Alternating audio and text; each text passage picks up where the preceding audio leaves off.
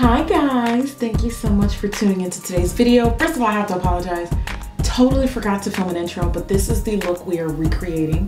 The only thing I did change is I'm not adding lashes and I went for a more subtle lip. And also, my lighting is completely blown out. I'm so sorry, it's really bright. Anyway, first of all, I already know, wrong foundation choice. In case you're wondering why my skin looks so dry and patchy, it's because it is. It's in the process of peeling, so this is just usually how it looks right before it's gonna peel. So please excuse. Anyway, which also means it's usually a little shinier than normal. So what I'm doing is taking a pressed powder, and guess what?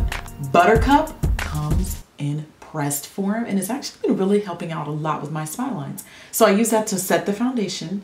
Then I conceal with my Nars Creamy Radiance. I definitely feel like my skin is screaming for moisture. Well, it actually is. And I'm just trying my best to work with it. So I'm adding this because I really love how hydrating it is for the skin, and it really adds a radiant glow, even though I still think this is the wrong foundation choice. But anyway, we're rolling with it. And then I took my beauty blender. I'm always using my beauty blender damp for those that do ask. And I blend that concealer in just to make sure it looks all peachy keen and blended. You can never blend that concealer too much. I hit the usual spots, center of the face, under eyes, and then I go on in with that loose powder. That's the star of the show. I love this powder. When they first told me it came in pressed, I was like, excuse me, what? Like, I was so pissed. But they were like, no, we're keeping both. And I was like, okay, thank you. But anyway, then I take my loose and I set under eye, and we have to wipe off the excess. You don't want to leave that buttery, bright yellow look, unless of course that's the look you're going for. Not today for me though. And then because I'm really shiny, again, that's just because the medication I take for my skin that makes it peel, I have to really extra like set it even more. Then I usually go in with my face powder. This one is from Black Up. It's their loose sheer powder. This is kind of like a transition color for your all over face. It just makes sure that everything under the eyes and the face blends in together. I just don't apply it under eye. Then I take a bronzer. This one is from CoverGirl, the Queen Collection, one of my oldies but goodie favorites. And then I add some warmth to that skin. Hit the perimeter of the face and just make sure it looks all warm. I usually opt for this as opposed to a contour, even though I'm not opposed to contouring. I just like warmth.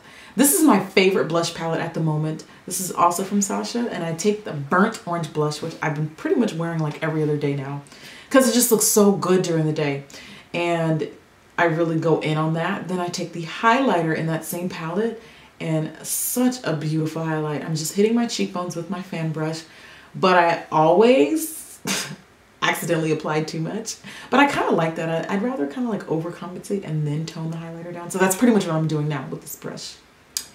You know, the usual with the brows, I just fill them in with a brow gel. This is the same old routine, same old. This one is from Anastasia Beverly Hills, and then I take the pencil and fill in any gaps if needed. I'm gonna take an olive green eye base. This one is from Makeupgeek. It's actually a gel liner, but I use them as bases, and I apply that on. It's so pretty. It can be worn as a eyeshadow on its own. And the eyeshadow of the Century Award goes to Cocoa Bear, also from Makeupgeek. I love this color. This makes the most beautiful transition color.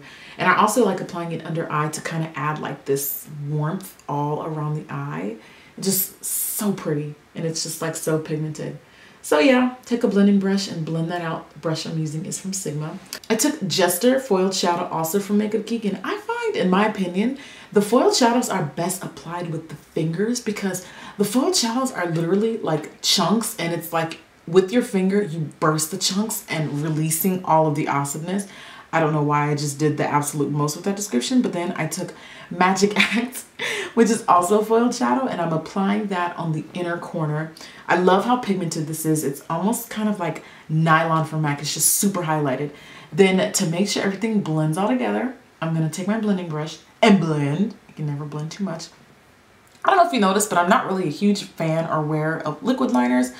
I personally prefer the pencil look, and then I just like to smudge it out. I just feel like it just looks a little bit more natural and daytime wearable. So that's pretty much what I'm doing here. I love this pencil liner from Milani, and blend it out underneath the eyes to add more definition. Then I took my Tarte Colored Clay Brow Gel just to kind of soften the brows a little bit. Not too much though. I got a fresh new tube of Ms. Manga from L'Oreal, so I'm feeling some type of way.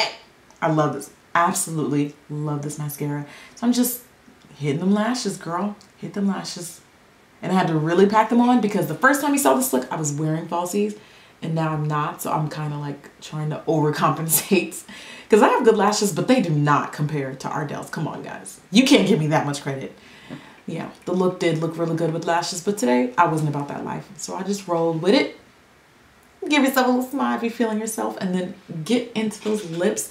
I take a brown pencil. This one is from Colourpop. It's BFF 3. And then I took this orange coral lipstick. I can't remember the name, but I will write it down in the description. Also from Sasha. And then I filled in my lips. These lipsticks are super long wearing. They almost have a little tug on them. They're not very smooth, but hey, they stay put. And then I set everything with the setting spray, which I really didn't need because my skin is feeling extra dry. And that is it. Thank you guys for watching today's tutorial. I'll see you at the next video. Bye.